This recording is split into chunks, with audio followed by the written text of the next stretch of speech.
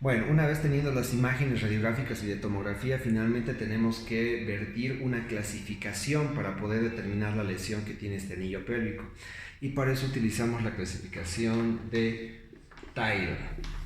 Entonces, Tile nos habla de la inestabilidad del anillo pélvico y la subdivide en A, B y C.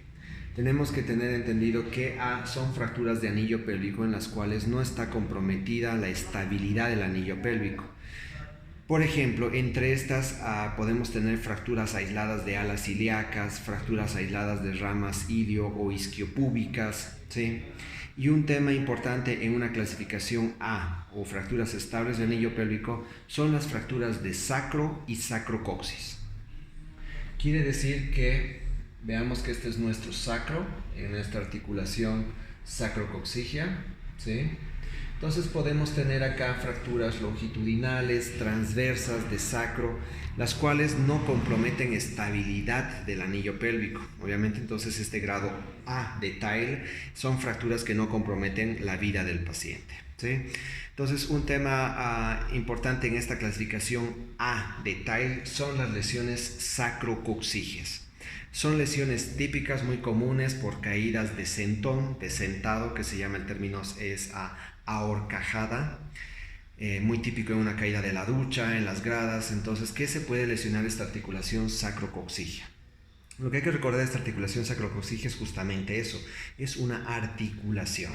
Entonces, acá podemos tener en cuenta que esta es una articulación con todos sus componentes articulares, cápsula articular, ligamentos, ¿sí?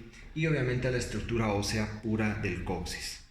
Entonces, el error es que cuando tenemos las lesiones sacrocoxígeas es ir y querer encontrar una fractura del coxis pura, y a veces no se encuentra una fractura del coxis. Lo que tenemos que recordar, les vuelvo a decir, que esta es una articulación como cualquier otra.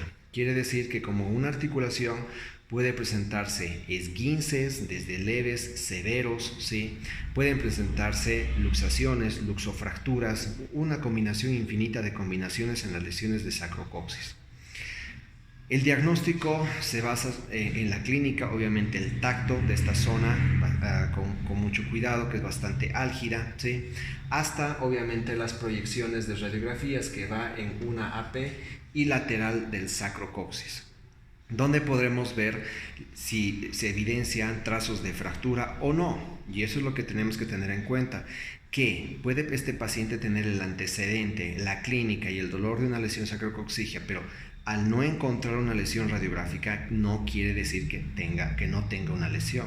Tenemos que sospechar que puede tratarse de una lesión en partes blandas de la cápsula articular. Por lo tanto, frente al diagnóstico, al antecedente y el diagnóstico clínico, ya tenemos que hacer un manejo de la lesión. ¿Y cuál es el manejo de la lesión? El manejo de la lesión sacrocoxígea muy raras veces o casi nunca es quirúrgica. Por si acaso está proscrito, no se hace ningún tipo de manipulación rectal para una reducción o exploración, no se hace. El manejo es conservador. Entonces lo que se tiene que hacer de forma conservadora es que este paciente utilice un cojín. Tiene que utilizar un cojín en forma de dona.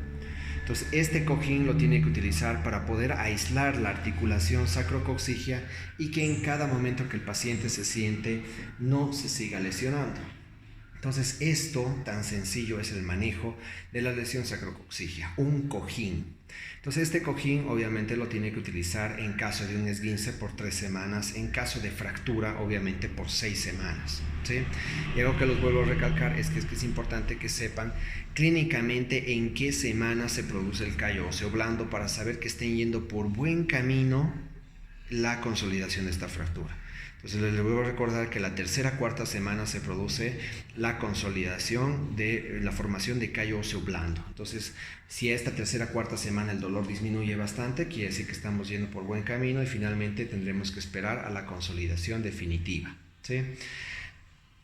Complicaciones de las lesiones sacrocoxígeas obviamente es el dolor crónico de la lesión, y esto obviamente puede ser por mal manejo del médico, por un mal seguimiento del paciente, que el paciente incumpla las indicaciones. A este dolor crónico se lo conoce como coxigodinea. coccigodinia, ¿sí? Es el dolor crónico del sacrococcus. Y los pasos a seguir para este tipo de lesiones pueden llegar a lo que son las infiltraciones, ¿sí? Se infiltran corticoides en la articulación sacrococcigia, o finalmente se reseca el coxis, que es la coccigectomía.